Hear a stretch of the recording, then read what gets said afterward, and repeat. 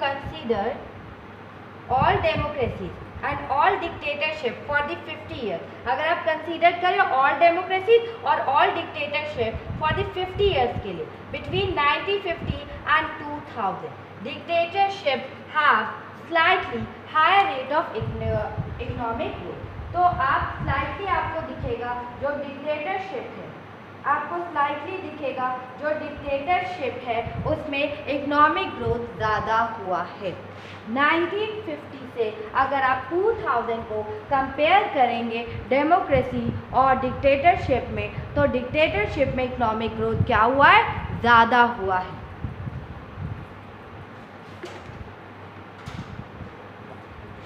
Economic growth, higher rate of economic growth. The inability of democracy to achieve higher economic development worries us.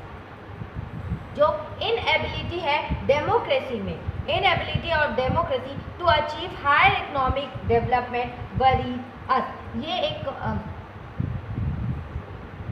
ये काफ़ी सोचने की बात है कि हमें ये सोचना पड़ता है कि जो इनएबिलिटी है डेमोक्रेसी की कि ये अचीव नहीं कर पा रही है हायर इकोनॉमिक डेवलपमेंट को, ये सोचने की बात है। But this alone can not be reason to reject democracy, लेकिन हम सिर्फ इकोनॉमिक डेवलपमेंट को सोचकर डेमोक्रेसी को रिजेक्ट नहीं कर सकते हैं। As you have already study in democracy in economic, आपने इकोनॉमिक्स में ऑलरेडी पढ़ा है कि economic development depend on several factor. जो इकोनॉमिक डेवलपमेंट है वो कुछ फैक्टर्स पे डिपेंड करता है, that is factors are countries population size, global situation, cooperation from other countries, economic priorities adopted by the country. हम कह सकते हैं कि जो इकोनॉमिक फैक्टर्स है वो डिपेंड करता है कुछ फैक्टर्स पे। जो इकोनॉमिक डेवलपमेंट है वो कुछ फैक्टर्स पे डिपेंड करता है, जैसे कंट्रीज पॉपुलेशन साइज, जो कंट्री की पॉपुलेशन है उसका साइज, ठीक है, जनसंख्या का आकार। दैट ग्लोबल सिचुएशन क्या है? अभी कॉपरेशन फ्रॉम अदर कंट्रीज क्या, और economic priorities adopted by the country. That however the difference in the rate of economic development between less developed countries with dictatorship and democracy is negligible. Means हम ये कह सकते हैं जो dictatorship है, however the difference in the rate, यहाँ पे difference आएगा रेट ऑफ इकोनॉमिक डेवलपमेंट में। जैसे less developed country with dictatorship, कुछ कंट्री ने लेस डेवलप किया है, वहाँ पे डिक्टेटरशिप थी तब भी उन्होंने लेस डेवलप किया है। And democracy is negligible, means कि मतलब ये कुछ नेग्लिजिबल है कि डिफरेंस है। वहाँ पे डिक्टेटरशिप थी तब भी वहाँ पे डेवलपमेंट कम हुए, एंड डेमोक्रेसी है तब भी डेवलपमेंट कम है, कभी ज़्यादा हो जाता है कभी कम। Overall we can not say that democracy is a guarantee of economy. Overall हम ये कह सकते हैं कि डेमोक्रेसी हमें गारंटी नहीं देती है इकोनॉमिक डेवलपमेंट की, but we can expect democracy, लेकिन हम एक्सपेक्ट करते हैं डेमोक्रेसी को not to lag behind dictatorship in this respect. But हम डेमोक्रेसी को एक्सपेक्ट करते हैं और not to lag behind dictatorship को हम एक्सपेक्ट नहीं करते हैं। और हम उम्मीद कर सकते हैं कि इसमें हम डेमोक्रेसी को ऑलवेज आगे फ्रंट में रखें, डिक्टेटरशिप और डेमोक्रेसी को कंपेयर ना करें। डिक्टेटरशिप को ऑलवेज क्या करें? सबके लिए हम रिस्पेक्ट करें, डिसरिस्पेक्ट करें, बट हम डिक्टेटरशिप को ऑलवेज पीछे रखें।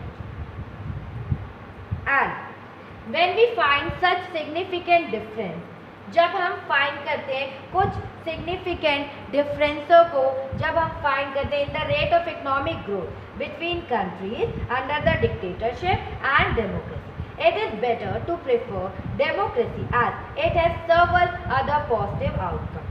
देखिए, जब भी आप सिग्निफिकेंट डिफरेंस निकालते हो, रेट्स ऑफ इकोनॉमिक ग्रोथ को देखते हो, जहाँ पे डिक्टेटरशिप था और जहाँ पे डेमोक्रेसी है, जब हम कंपेयर करते हैं तो इससे बेटर है कि आप इनको कंपेयर करो, लेकिन कुछ पॉजिटिव आउटकम्स उससे आए। इससे बेटर कि आप डेमोक्रेसी को प्रेफर करो, क्योंकि जो डेमोक्रेसी है वो हमेशा हमें क्या करती है, पॉजिटिव आउटकम्स देती है। डेमोक्रेसी हमेशा हमें क्या कहती है, पॉजिटिव आउटकम्स देती है। And this economic growth and income और डिस्ट्रीब्यूशन गेन 2000-2006, और आप इसमें देख सकते हैं द रिच गेट बफ, मतलब जो रिच है उनके पास कितना बफ है, कितनी दौलत है, रिच पर्सन और middle person and poor. Cartoon on this page and next 3 pages tell us about the disparities between the rich and poor. इस पेज पे जो कार्टून है और जो नेक्स्ट 3 pages पे जो कार्टून्स है वो आपको बता रहे हैं जो डिस्पैरिटीज है रिच और पुअर के बीच में डिफरेंस है। Should the gains of economic growth be evenly distributed, जो इकोनॉमिक ग्रोथ हुआ है क्या सबको इवनली डिस्ट्रीब्यूट किया गया है, सबका बराबर बराबर ग्रोथ हुआ है, क्या डेवलपमेंट सबका इक्वली हुआ है, and how can the poor get a voice for a better share in the nation. और नेशन में अगर हम कहें तो इस नेशन की डेवलपमेंट में पुअर अपनी वॉइस कैसे उठा सकता है, वो अपने आप को कैसे शेयर कर सकता है। What can the poor countries do to receive a greater share in the world है। और जो पुअर कंट्री है विश्व के मतलब जो पुअर कंट्री है वो वर्ल्ड में अपने को ग्रेटर या रिच बनाने के लिए या अपना उसमें पार्टिसिपेट करने के लिए उसे क्या करना चाहिए, क्या करना चाहिए पुअर कंट्री को। एंड पुअर कंट्री को क्या करना चाहिए। Then economic outcomes of democracy, economic outcomes of democracy. Arguments about democracy tend to be very passionate। ये जो आर्गूमेंट्स है डेमोक्रेसी को लेकर ये बहुत पैशनेट हो जाते हैं, भावपूर्ण होते हैं। दैट इज ऐसा this is how it should be, ऐसा होना भी चाहिए, होता भी है। For democracy appeals to some of our deep values. Democracy क्या है, हमारे डीप वैल्यूज है, क्योंकि जो डेमोक्रेसी से हमारा जो रिश्ता है, जो रिलेशन है वो डीप वैल्यूज से। And these debates can not be resolve, ये जो डिबेट्स है ये कभी रिजॉल्व नहीं हो सकते किसी इन अ सिंपल मैनर। जो डिबेट्स है वो रिजॉल्व नहीं हो सकते सिंपल मैनर्स में। फिर but some debates about democracy can and should be resolved by referring the some facts and figures। लेकिन फिर भी हम थोड़ा सा डिबेट कर इसको रिजॉल्व कर सकते हैं। should be resolved by referring, कुछ फैक्ट्स और फिगर्स को देखकर रिजॉल्व कर सकते हैं।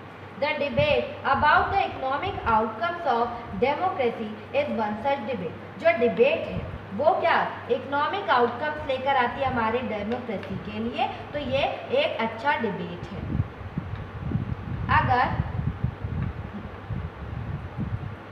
हम मतलब अपनी डेवलपमेंट के लिए, इकोनॉमिक डेवलपमेंट के लिए ऐसी डिबेट कर सकते हैं। ओवर मतलब डिबेट जो इकोनॉमिक आउटकम्स को अगर कुछ डेवलप कर पाए तो ऐसी डिबेट हम कर सकते हैं। Over the years many students of democracy have gathered careful evidence to see what the relationship of democracy with economic growth and economic inequality is. और ओवर द ईयर्स हमने डेमोक्रेसी में देखा है बहुत मतलब काफ़ी चीज़ें, काफ़ी एविडेंस को इकट्ठा किया है और काफ़ी एविडेंस को देखा है। That is what the relationship of democracy, democracy से रिलेशन क्या है with economic growth and economic inequality, जो कि हमें बताता है कि जो डेमोक्रेसी है वो economic growth and economic inequality से कैसा इसका relation. The tables and the cartoons here present some of the evidence। मतलब ये जो टेबल है और ये जो कार्टून है ये आपको प्रेजेंट कर रही है कुछ ये एविडेंस है। ये देखो गरीब बच्चा है, पुअर बच्चा है, my goodness, little fail, how far did you fall down, means उसने पूछा ओह मेरे प्यारे बच्चे तुम इतना नीचे कैसे गिर गए। यू टेल मी, उस पुअर बच्चे ने कहा तुम ही मुझे बताओ। Housing, health care, schooling and last is hunger, इन सब के कारण वो नीचे आ गया। देखो टेबल 1 क्या शो करता है, shows that on an average dictatorial race have had a slightly better record of economic growth, but when we compare their record only in poor countries, there is virtually no difference. अगर देखिए, अगर आप table 1 की बात करें तो वहाँ dictatorship था, डिक्टोरियल का राज्य था, तो डिक्टोरियल में था तो वहाँ पे आपने इकोनॉमिक ग्रोथ देखा, तो इकोनॉमिक ग्रोथ क्या हुआ, काफ़ी ज़्यादा ग्रोथ हुआ, इकोनॉमिक में काफ़ी ग्रोथ हुआ। लेकिन अगर आप पुअर कंट्रीज़ की बात करेंगे जो अंडर डिक्टेटरशिप था तो उसमें ज़्यादा ग्रोथ नहीं, उसमें क्या हुआ, ज़्यादा ग्रोथ नहीं हुआ, तो ज़्यादा डिफरेंस नहीं।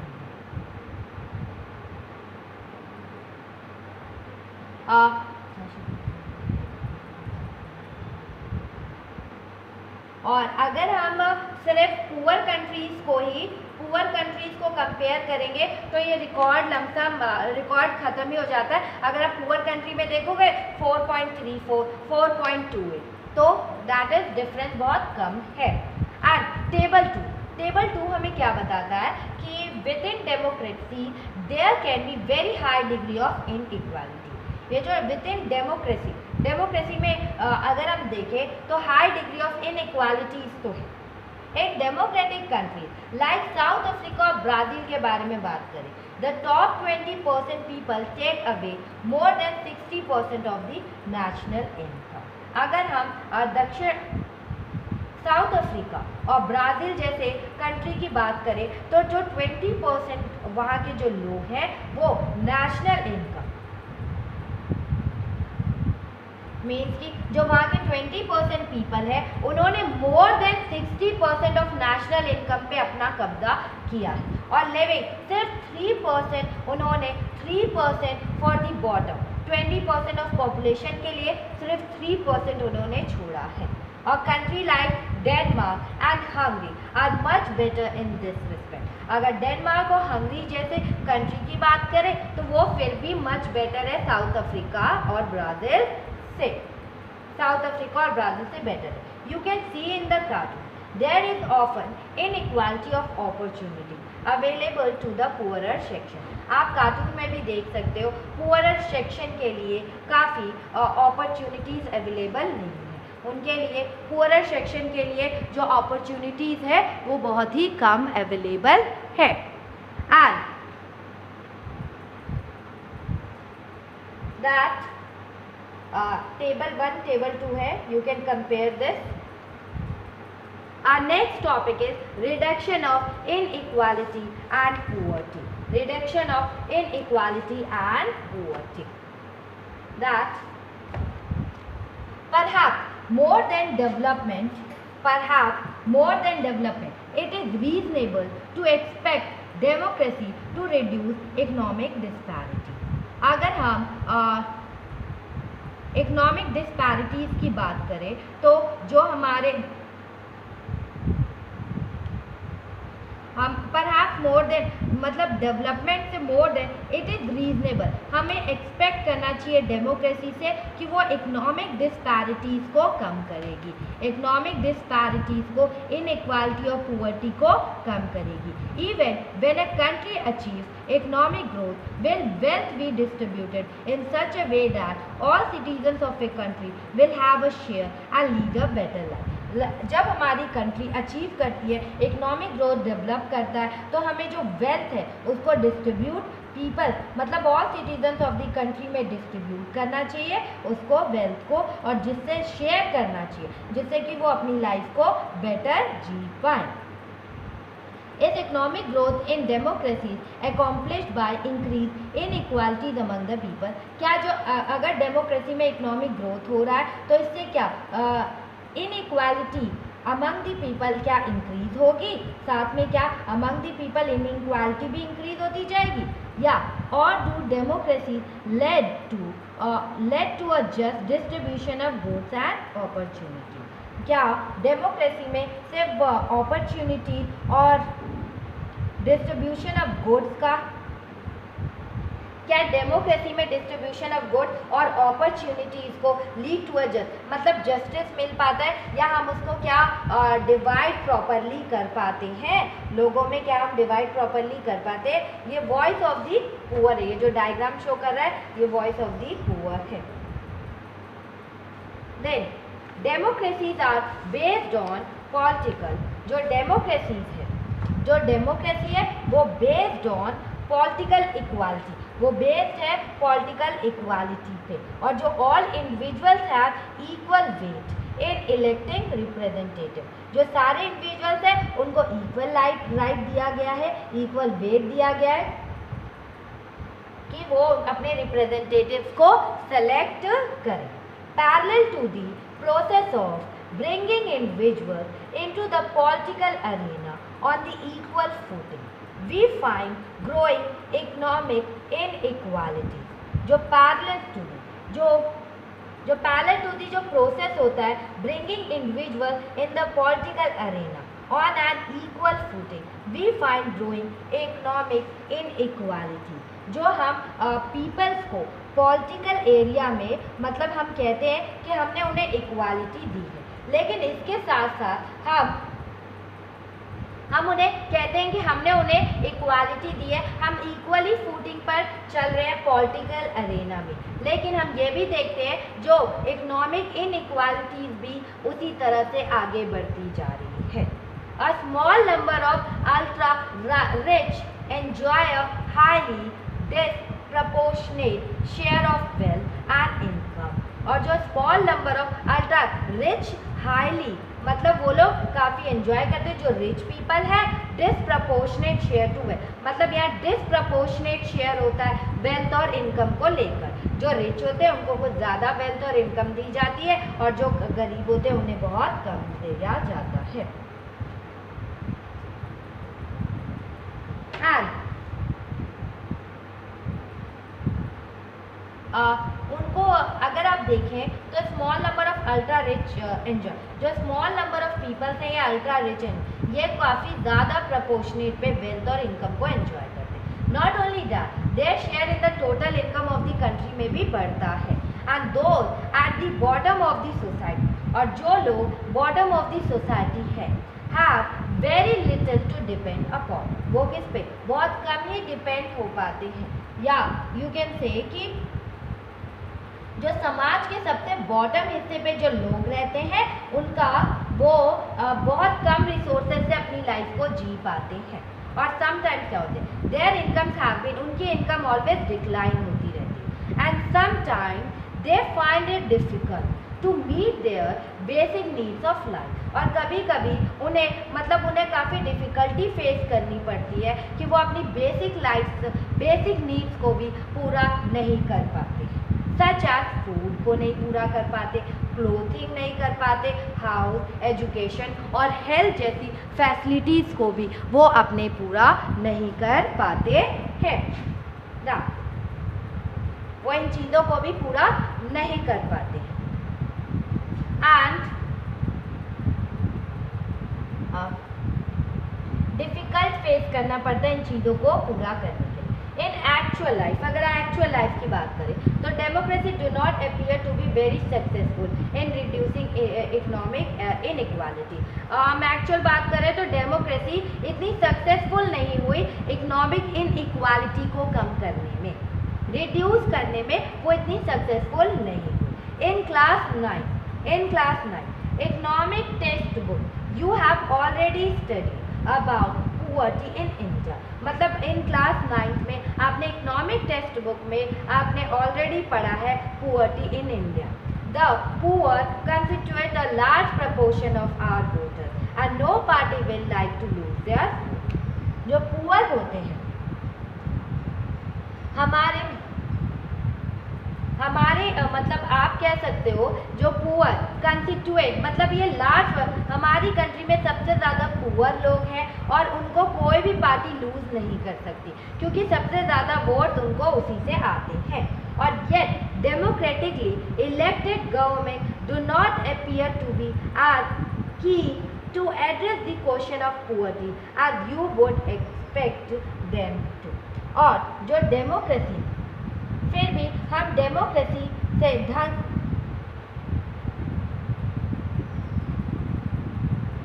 हम मतलब कह सकते हैं जो डेमोक्रेटिक इलेक्टेड गवर्नमेंट होती है वो इतना ज़्यादा कीन नहीं होती है गरीबों को लेके, इतना ज़्यादा कि हमें उनकी गरीबी दूर करनी चाहिए, हमें इसका सॉल्यूशन निकालना चाहिए। वो ज़्यादा इसमें कीन या ज़्यादा इंटरेस्ट नहीं लेती है और इसीलिए हम ज़्यादा उनसे उम्मीद नहीं लगा सकते।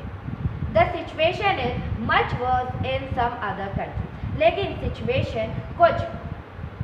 ये सिचुएशन है मतलब कुछ मच वर्स है, कुछ अदर कंट्रीज में तो वर्स कंडीशन है। इन बांग्लादेश की अगर बात करें, more than half of its population lives in poverty.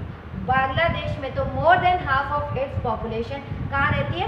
Poverty में रहती है। और people in several poor countries are now dependent on the rich country even for food supply. और जो पीपल्स कुछ कंट्रीज के जो people several poor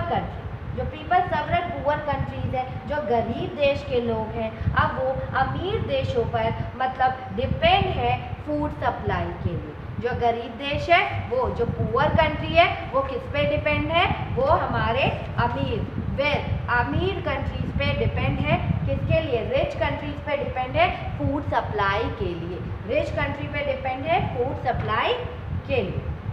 and accommodation of social diversity means accommodation of social diversity। अगर आप देखें तो world का जो वेल्थ है वो अमीरों के पास कितना है और गरीबों के पास कितना है। दैट इज क्या Do democracy led to peaceful and harmonious life among citizens? क्या डेमोक्रेसी क्या हमारी लाइफ में पीसफुल या हारमोनियस से मतलब हम शांति से या सद्भावना से लाइफ को जी सकते हैं? क्या हमारी लाइफ ऐसी हो सकती है citizen? It will be a fair expectation that democracy should produce a harmonious social life। ये एक फेयर एक्सपेक्टेशन, ये हम उम्मीद कर सकते हैं कि हाँ यह हमारे लिए हार्मोनियस सोशल लाइफ दे सकती है। We have seen in the earlier chapter, हमने देखा है अपने कुछ अर्लियर चैप्टर्स में how democracy accommodate various social division. हमने अपने कुछ अर्लियर चैप्टर्स में देखा है कि जो डेमोक्रेसी है वो कैसे एकोमोडेट करती है, कैसे सोशल डिवीजन को एकोमोडेट करती है, संभालती है। And we saw in the first chapter how Belgium has successfully negotiated differences among ethnic population। और हमने फर्स्ट चैप्टर में भी देखा था कि बेल्जियम ने कैसे नेगोशिएट किया था। वहाँ डिफरेंसेस थे, फ्लेमिश, वलोनिया, बेल्जियन, इनमें डिफरेंसेस थे, फिर भी एथनिक पॉपुलेशन के होते उन्हें डाइवर्स होते हुए भी सबको एकजुट किया था। Democracy usually develop a procedure to conduct their competition. जो डेमोक्रेसी है वो यूजुअली डेवलप करती है कुछ प्रोसीजर्स को कि वो अपने कॉम्पिटिशन्स को बनाकर रखें, मतलब जो कॉम्पिटिटर्स है उनको संभाल। This reduces the possibility of these tension becoming explosive or violent। और ये जो reduces है इस रिड्यूसेस के कारण क्या होता है कि हम टेंशन्स है, जो एक्सप्लोसिव है, जो वॉयलेंट है, इनको कम किया जा सकता है। इनको क्या किया जा सकता है? इनको कम किया जा सकता है। And no society can fully and permanently resolve conflict among different group. और कोई भी सोसाइटी फुल्ली और परमानेंटली रिजॉल्व कोई भी कॉन्फ्लिक्ट को परमानेंटली रिजॉल्व नहीं कर सकती है डिफरेंट ग्रुप्स में, but we can certainly learn to respect these differences and we can also evolve mechanism to negotiate the difference. लेकिन हम उन सबके जो भी डिफरेंसेस है उनकी रिस्पेक्ट कर सकते हैं और कुछ मैकेनिज्म्स को नेगोशिएट कर सकते हैं कि इनके डिफरेंसेस थोड़े से कम हो जाए। और हम ये भी कह सकते हैं, एक मैकेनिज्म बता सकते हैं, मतलब सामंजस्य बैठा सकते हैं कि दोनों के बीच में बातचीत हो और कम से कम डिफरेंसेस हो। And democracy is best suited to produce this outcome. और डेमोक्रेसी इसके लिए बेस्ट है। डेमोक्रेसी इसके लिए क्या है? बेस्ट है। और non democratic regimes often turn a blind eye to or suppress internal social differences.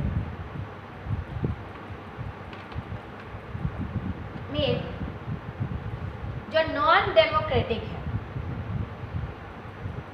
और जो नॉन डेमोक्रेटिक है वो अगर आप देखें तो नॉन डेमोक्रेटिक रेजिम क्या करता है, वो टर्न कर लेता है, अपनी आंखों को ब्लाइंड कर लेता है, बंद कर लेता है और जो सप्रेस जो इंटरनल सोशल डिफरेंसेस होते हैं वो उसको कभी सॉल्व नहीं करता। और ability to handle social differences, division and conflict is thus a definite plus point of democratic regime. लेकिन डेमोक्रेटिक में क्या होता है, वो सोशल डिफरेंसेस को हैंडल करते हैं, डिवीजन्स को हैंडल करते हैं, कॉन्फ्लिक्ट का सॉल्यूशन निकालते हैं। But the example of Sri Lanka reminds us that democracy must fulfill two conditions in order to achieve this outcome. लेकिन हमें जो श्रीलंका का एग्जाम्पल याद दिलाता है कि डेमोक्रेसी में टू कंडीशन ज़रूरी होनी चाहिए, इसी के कारण जो आप उस डेमोक्रेसी को अचीव कर पाएंगे। जो डेमोक्रेसी है वो टू कंडीशन को ज़रूर फुलफिल करती हो। फर्स्ट कंडीशन क्या है? It is necessary to understand that democracy is not simply ruled by majority opinion. ये गौर करने वाली बात है, ये नेसेसरी समझने वाली बात है कि डेमोक्रेसी मतलब ये नहीं होता कि जो मेजॉरिटी ऑफ पीपल है वही राज करेंगे, वही रूल करेंगे। The majority always need to work with the minority so that government function to represent the general view. Majority and minority opinions are not permanent. जो majority है वो always नहीं, majority को always minority के साथ मिलकर काम करना चाहिए, हमेशा उसके साथ मिलकर काम करना चाहिए। तभी जो हमारी गवर्नमेंट होती है, so that गवर्नमेंट जो गवर्नमेंट के जो फंक्शंस है वो रिप्रेजेंट करेंगे एक जनरल व्यू, सबके लिए गवर्नमेंट एक जनरल व्यू बनाएगी। और मेजॉरिटी एंड माइनॉरिटी के जो ओपिनियंस होते हैं वो परमानेंट नहीं होते, इसी के कारण हमारी जो गवर्नमेंट है वो एक जनरल व्यू बनाती है। And it is also necessary that rule by majority does not become rule by majority. और ये एक नेसेसरी है, जो रूल ऑफ मेजॉरिटी है वो डज नॉट बिकम, वो rule by majority community in terms of religion और रेस और लिंग्विस्टिक ग्रुप एक्सेट्रा। ये नेसेसरी होना चाहिए कि जो मेजॉरिटी है does not become rule by, does not majority है वो कभी भी मेजॉरिटी डज नॉट बिकम, वो ऐसा नहीं बनना चाहिए कि मेजॉरिटी कोई कम्युनिटी हो। जैसे श्रीलंका में हुआ था, सिहाला कम्युनिटी राज करी थी इन टर्म्स ऑफ रिलीजन, और मतलब रिलीजन एक रिलीजन ही राज कर रहा है, मेजॉरिटी में है तो एक कलर के लोग राज कर रहे हैं, लिंग्विस्टिक ग्रुप जिनकी लैंग्वेज है वो भी राज कर रहे हैं। That group X rule by majority means that in case of every decision और in case of every election, जो रूल है मेजॉरिटी मीन्स क्या है, in case of every decision और in case of every election different person and groups meet and can form of majority. मतलब ये rule है, majority का मतलब क्या होता है, किसी भी डिसीजन में और किसी भी इलेक्शन में डिफरेंट पर्सन्स इन्वॉल्व होने चाहिए, डिफरेंट कम्युनिटीज इन्वॉल्व होनी चाहिए, डिफरेंट ग्रुप्स इन्वॉल्व होने चाहिए। And democracy remains democracy only as long as every citizen has a chance of being in majority at some point of time. जो democracy है तब democracy रहती है जब हमें ईच पर्सन किसी ना किसी, मतलब ईच पर्सन को, एवरी सिटीजन को चांस मिले मेजॉरिटी मतलब चांस मिले मेजॉरिटी में at some point of time, उसे मौका मिले मेजॉरिटी में हिस्सा बनने का। Then if someone is barred from being in majority on the basis of birth, then the democratic rule ceases to be accommodative for that person or group.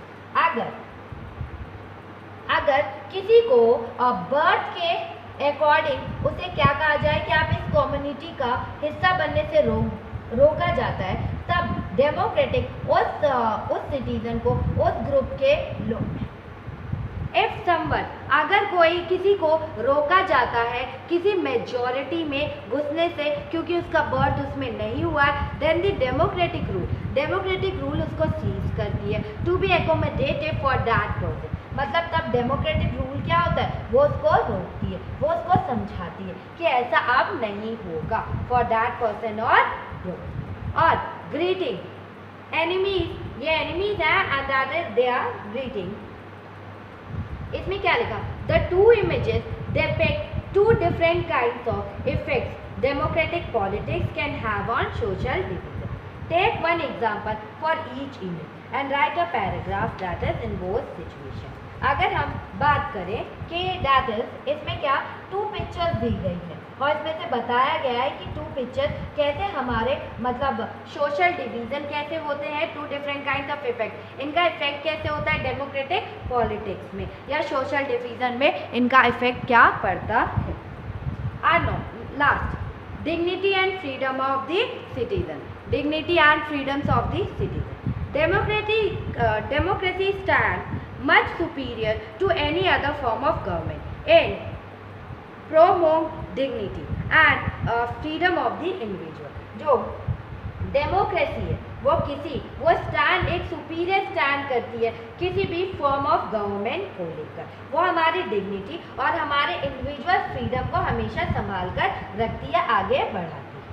And every individual wants to receive respect from fellow being, जितने भी individuals हैं वो वो respect चाहते हैं अपने fellow being से। Often conflicts arise among individual because some feel that they are not treated with due respect. इनके बीच में कॉन्फ्लिक्ट्स भी होते हैं क्योंकि इनको लगता है कि ये दोनों एक दूसरे की रिस्पेक्ट नहीं कर रहे हैं। The passion for respect and freedom are the basis of democracy. ये जो पैशन है हमारा फ्रीडम को लेकर, रिस्पेक्ट को लेकर, द पैशन फॉर रिस्पेक्ट और फ्रीडम को लेकर, यह हमारा किस पे, बेसिस ऑफ डेमोक्रेसी पे डिपेंड करता है। Democracy throughout the world have recognized it, democracy throughout the world recognize किया गया at least in principle. Democracy को रेगनाइज किया है कम से कम, मतलब कि कम से कम सिद्धांत के तौर पर तो हमने डेमोक्रेसी को रेगनाइज किया है कि कम से कम हम कुछ सिद्धांत लेकर चलें, कुछ प्रिंसिपल्स को लेकर। Then this had been achieved in various degrees in various democracies, और ये दिस हैड बीन, ये अचीव हुआ है और वेरियस डिग्री और वेरियस डेमोक्रेसीज में। For society which have been built for long on the basis of subordination and domination. It is not a simple matter to recognize that all individuals are equal.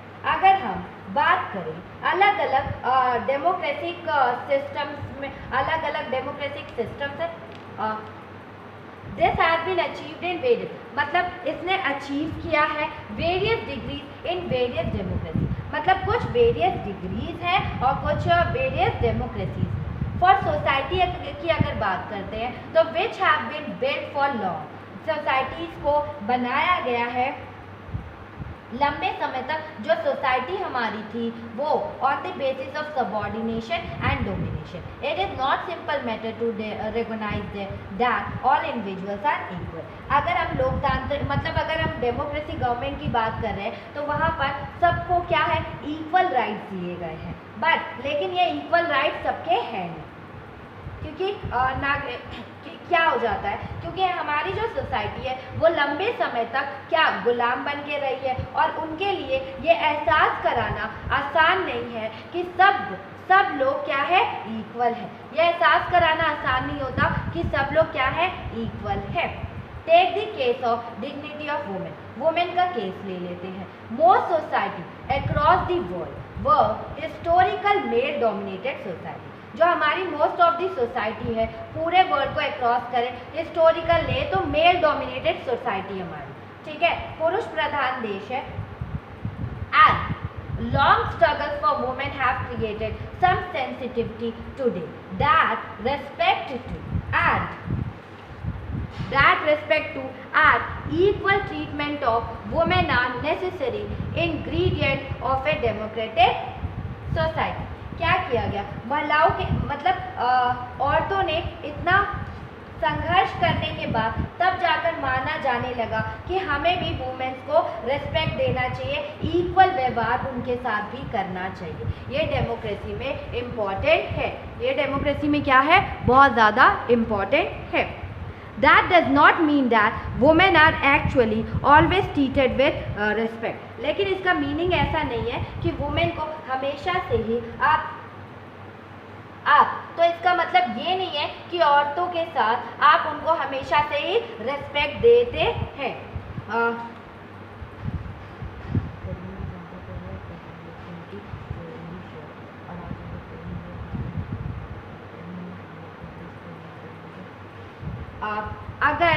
अगर equal treatment की बात करें तो struggles by women have created sub sensitivity today. आज को sensitivity of today आई है that respect to और इक्वल ट्रीटमेंट किया जा रहा है। वुमेन आर नेसेसरी इंग्रेडिएंट है डेमोक्रेटिक सोसाइटी के लिए। लेकिन इसका मीनिंग ये नहीं है कि women are actually always treated, उनके साथ हमेशा से ही रेस्पेक्ट, उनको हमेशा ही रेस्पेक्ट ट्रीट किया गया, उनको हमेशा से क्या किया गया, रेस्पेक्ट दी गई। But once the principle is recognise, लेकिन जब वंस की बात है, जब प्रिंसिपल को रिकॉग्नाइज किया गया तो it become easier for women, ये ईजियर बन गया वुमेन के लिए to wage a struggle again what is now unacceptable legally and morally. But one इस प्रिंसिपल को जब रिकॉग्नाइज किया गया, इस प्रिंसिपल को जब माना गया, तब हमने वुमेन के लिए क्या किया, हमने एक principle easy, it becomes easy for women to wage a struggle against what is now unacceptable legally and morally. Mean कि उन्हें एक वैधान, अब वो क्या कर सकती थी, जो वुमेन थी उनको लिए, बट वन ये प्रिंसिपल जब रिकॉग्नाइज किया गया था तो ये इट ईजियर हो गया था वुमेन के लिए टू वेज, वो अपने स्ट्रगल को कंटिन्यू करे अनएक्सेप्टेबल लीगली और मोरली को वो चीज़ों को कंटिन्यू करे। अब वुमेन्स में ऐसी चीज़ आ गई थी कि वो अब दूसरों के लिए मतलब अपने हक के लिए लड़ सकती हैं, अपनी मोरल वैल्यूज़ के लिए, और अपनी चीज़ों को लीगली एक्सपेक्ट करा सकती हैं, मतलब एक्सेप्टेबल बना सकती। In a non democratic setup this unacceptability would not have legal basis. अगर नॉन डेमोक्रेटिक होगा तो वहाँ पे इसको ये अनएक्सेप्टेबिलिटी होगा, इसको आपको लीगल बेसिस पे आपको एक्सेप्ट नहीं किया जाएगा। Because the principle of individual freedom and dignity would not have the legal and moral force there. वहाँ जो प्रिंसिपल होगा इंडिविजुअल फ्रीडम का और डिग्निटी का, उसमें लीगल और मोरल फोर्स अवेलेबल नहीं होगा, और डेमोक्रेसी में लीगल और मोरल फोर्स अवेलेबल होता है। The same is true of caste inequality, ये सेम है कास्ट मतलब ट्रू है कास्ट इनइक्वालिटीज को लेकर। Democracy in India has strengthen the claims of the disadvantage। जो डेमोक्रेसी ऑफ इंडिया वो पावर्ड है, मतलब कि स्ट्रेंथ उसने किया है, स्ट्रेंथ है कि उसने क्या the claims of the disadvantage and discriminated caste for equal status और इक्वल अपॉर्चुनिटी। जो डेमोक्रेसी ऑफ इंडिया ने मतलब स्ट्रेंथ में कहा, क्लेम किया, ये जो डिसएडवांटेज है, ये जो डिस्क्रिमिनेटेड है, ये जो आप डिसएडवांटेज उनको एडवांटेज नहीं देते हो, उनके साथ जो भेदभाव करते हो कास्ट के लेकर, ये आप डेमोक्रेसी में नहीं होगा। उन्हें इक्वल स्टेटस दिया जाएगा और इक्वल अपॉर्चुनिटीज दी जाएगी। There are instances still of caste-based inequalities and atrocities, but these lack the moral and legal foundation. Perhaps it is the recognition that makes ordinary citizens value their democratic life. लेकिन ये कुछ recognition that is रेगोनाइज करते हैं हम कि ये ordinary citizen के value, उनके राइट्स को बचाकर रखती है। अगर आज भी अगर हम देखें तो कास्ट डिस्क्रिमिनेशन बहुत है। इसके एग्जाम्पल हमें बहुत देखने को मिल जाते हैं और इसमें मतलब लॉज को और मोरल वैल्यूज़ नहीं होता। और इसी एहसास के चलते हम जो आम लोग हैं अपने लोकतांत्रिक अपने डेमोक्रेटिक राइट्स के लिए काफ़ी अब से एक्टिव हो गए हैं। हम लोग अपने डेमोक्रेटिक राइट्स के लिए काफ़ी एक्टिव हो गए, क्योंकि जो कास्ट बेस्ड इनइक्वालिटी ऑटोसिटी ये भेदभाव फैलता ही जा रहा है दमन। बट दीज लैक, और इसमें क्या होता है, लैक होता है मोरल और लीगल फाउंडेशन का लैक होता है। Expectations from democracy also function as the criteria for judging any democratic country। जो expectations होती है, मतलब जो एक्सपेक्टेशन हम लोग डेमोक्रेसी से उम्मीद करते हैं कि हमें एक डेमोक्रेटिक कंट्री मिलेगी, दैट इज उसका एक्सपेक्टेशन फ्रॉम डेमोक्रेसी से जो हम एक्सपेक्ट करते हैं ऑल्सो फंक्शन, ये एक फंक्शन है, ये क्राइटेरिया है जज करने का कि डेमोक्रेटिक कंट्री कैसी होती है। और what is most distinctive about democracy is that its examination never gets over. और जो सबसे इम्पोर्टेंट इसका डिस्टिंक्टिव है, डेमोक्रेसी का एग्जाम कभी भी ओवर नहीं होता है। और as democracy passes one test it produces another. जब डेमोक्रेसी एक टेस्ट को पास करती है, एक एग्जाम को पास करती है, कास्ट सिस्टम को पास करती है, तो दूसरा प्रॉब्लम उसके सामने आ जाता है। और as people get some benefits of democracy they ask for more and want make democracy even better. और जो पीपल है उनको अगर आप डेमोक्रेसी में कुछ बेनिफिट देते हो तो पीपल बोलते हैं कि और ज़्यादा बेनिफिट हमें मिलना चाहिए, और इससे डेमोक्रेसी क्या होती है, बेटर होती है। That is why when we ask people about the way democracy functions, they will always come up with more expectations and many comments। और यही कारण है जब हम लोगों से पूछते हैं डेमोक्रेसी के फंक्शंस को पूछते हैं तो वो हमेशा they will always come up with वो मोर एक्सपेक्टेशन और मोर कंप्लेंट्स को लेकर आ जाते हैं। हमारे पास मोर एक्सपेक्टेशन और मोर कंप्लेंट्स को लेकर आ जाते हैं। The fact that people are complaining is itself a testimony to the success of democracy। यह फैक्ट है कि जो पीपल कंप्लेन कर रहे हैं आप itself टेस्टिमोनी है, इसको चेक करना मतलब एक टेस्टिमोनी है टू द सक्सेस। ये सक्सेस है हमारी डेमोक्रेसी के लिए जो पीपल कंप्लेन करते हैं। It shows that people have develop, मतलब ये शो भी करता है, जो पीपल कंप्लेन करते हैं ये शो करता है कि पीपल में कितनी अवेयरनेस है and the ability to expect and look critically at power holders and the high and the mighty. Means कि इससे हमें ये भी पता चलता है कि पीपल कितने एक्टिव हैं, वो मतलब कंप्लेन करते हैं, वो देखते हैं कि अवेयरनेस है। The ability to expect and to look critically, वो देखते हैं जो पावर होल्डर्स हैं उनको कि वो कैसा वर्क कर रहे हैं, और the high and the mighty वो कैसा वर्क कर रहे हैं, उनके वर्क से हमें कुछ मतलब हमें कुछ सेटिस्फैक्शन मिल रहा है कि नहीं। That is, or democracy, a public expression of dissatisfaction with democracy shows the success of the democratic project। और जब पब्लिक एक्सप्रेशन पब्लिक में डिससेटिस्फैक्शन होगा डेमोक्रेसी को लेकर तो शो दी सक्सेस ऑफ, और उसमें कुछ डेमोक्रेटिक प्रोजेक्ट सक्सेसफुल होंगे। It transform people from the status of a subject into that of a citizen, and most individuals today believe that their vote make a difference to the way the government is run and to their own self interest। मतलब इस democracy में जो work लोगों का असंतोष मतलब जो लोग हैं वो डिसएडवांटेज मतलब डिससेटिस्फाई होते हैं। कहते हैं कि डेमोक्रेसी की सफलता को तो बताता ही है, और ये बताता है डेमोक्रेसी कितना सक्सेसफुल हुई है। जब लोग उसकी कंप्लेन करते हैं, डिससेटिस्फैक्शन का एक्सप्रेशन दिखाते हैं, तो इससे हमें पता चलता है कि हमारा जो डेमोक्रेसी है कितना सक्सेसफुल हुआ है। और ये लोगों के प्रजा से और लोगों को सब्जेक्ट से सिटीजन बनाता है। ये लोगों को सब्जेक्ट से सिटीजन बनाता है कि सिटीजन इसमें एक्टिवली पार्टिसिपेट करें। और आज सबसे ज़्यादा individually today most of the people ये मानते हैं कि जो गवर्नमेंट है, जो सरकार की चाल ढाल, उनके जो वोट से असर पड़ता है और उनके अपने हितों को भी प्रभावित करता है। मतलब अगर हम वोट देंगे तो क्या होगा, हमारी गवर्नमेंट उसके अकॉर्डिंग काम करेगी। हमारा वोट हमारी पावर है, हमारा वोट हमारी पावर है, तो वही गवर्नमेंट है। हम गवर्नमेंट को इसके लिए क्या कर सकते हैं, डरा भी सकते हैं कि हम आपको वोट नहीं देंगे नेक्स्ट टाइम अगर आपने हमारी बात नहीं मानी या हमारे अकॉर्डिंग वर्क नहीं किया, हमारी डेवलपमेंट के बारे में अगर नहीं सोचा। That's your complete. Chapter is complete.